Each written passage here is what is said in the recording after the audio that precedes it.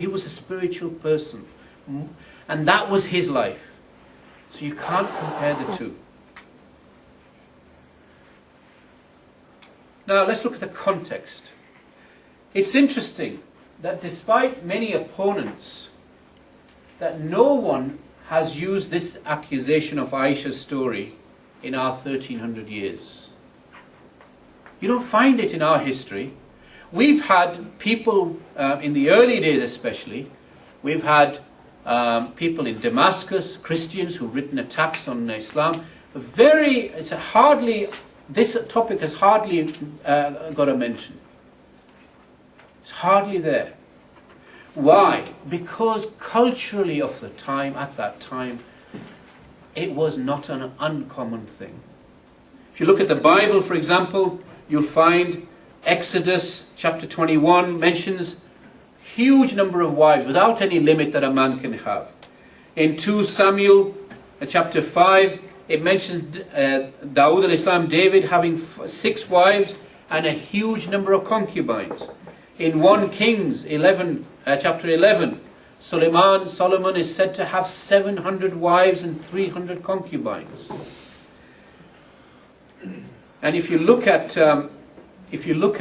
the injunction in Deuteronomy, where it mentions God's command to Musa al-Islam, Moses, in the Old Testament, in Deuteronomy, God says to Moses, go down into the city of Ai and so on, and take the cities and demolish everything, leave not one soul alive. Kill every man, woman, child and livestock. So Moses gives that task to Joshua, who goes down and he fights the battles, and he killed everybody. But he kept women and children alive. And Moses was very angry with him.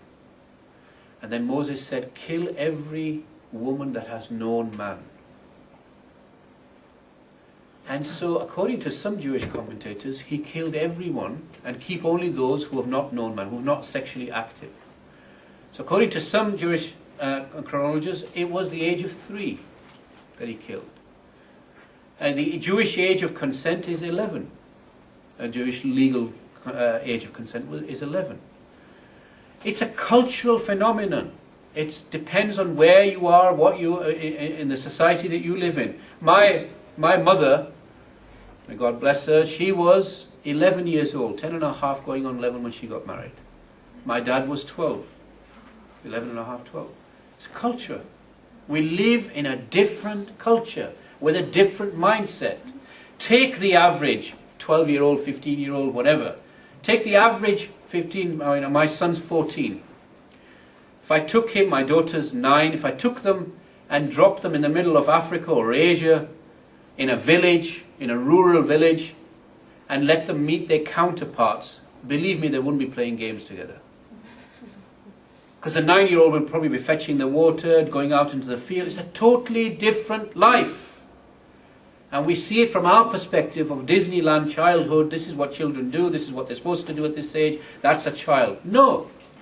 Go abroad, have a look, ask those who've been what a 9-year-old or a 12-year-old or a 14-year-old is.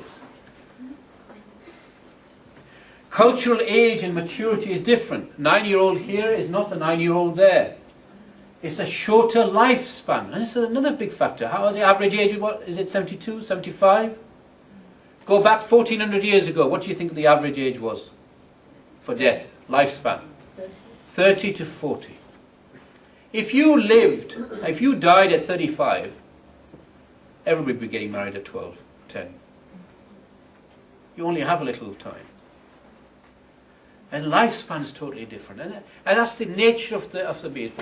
In old societies, rural societies, they didn't use age as a marker. This concept of birthdays is relatively new. Didn't have a birthday as a marker, how old is he? You went by look, and what else did you go by? Well, the same thing that Islamic law goes by. You went by puberty. Menses is something you know about. It's something which is physical, you can see it, and that's how the age of maturity begins. We believe puberty is when a boy becomes a man, a girl becomes a woman. The age of puberty. If you go to most of the Judeo-Christian laws are based on puberty. It's not just Islamic. People think, oh, it's Muslim. No, it's not. Societies went by that. Ask my background, my degree was in biochemistry. Ask an anatomist or a biology teacher, what is puberty? Scientifically, what is puberty? It is the body telling you that you are now able to be sexually active. That's what it is. Maturity from a sexual perspective. Shorter lifespan. Worldwide, onset of puberty is seen as the age of maturity. Here was the Prophet, peace be upon him. If he had these sexual, whatever it is, he was monogamous for 25 years of his life. When he got married to Khadija radiallahu anha, before that he'd not known women. He got married to her and he was with her until she died. May Allah be pleased with her. 25 years. What, he lived a suppressed life? No evidence of that in any shape or form. Polygamy was very common for leaders at that time. Slavery was very common. Who was it who sent, the Prophet, peace be upon him, sent off gifts and he sent a letter to all the different rulers of the land? Who sent him back a letter with a gift of slave girls? It was the Christian king of Alexandria. Because it was a common thing of that time. Aisha radiallahu anha was the only virgin that the Prophet, peace be upon him, married. And many of his marriages, and this is a very big topic, are strategic and political in nature. You look at them, you analyze them, you can see different links and so on. He married Aisha. Who was Aisha the daughter of? Abu Bakr radiallahu anhu. So he made that family absolutely linked. He married Hafsa radiallahu anha. Who was Hafsa? Umar radiallahu anhu's daughter. Yeah, she was a widow. He made that absolutely tied in. He married his two daughters to Uthman radiallahu anhu. Who was Uthman? The third Khalifa. He married his daughter Fatima to Ali radiallahu anhu. There's no accident here that Abu Bakr was the first Khalif, Umar was the second Khalifa, Uthman was the third, and Ali radiallahu anhu was the fourth, and his son Hassan was the fifth. All these family networks, strategic, political, and so on.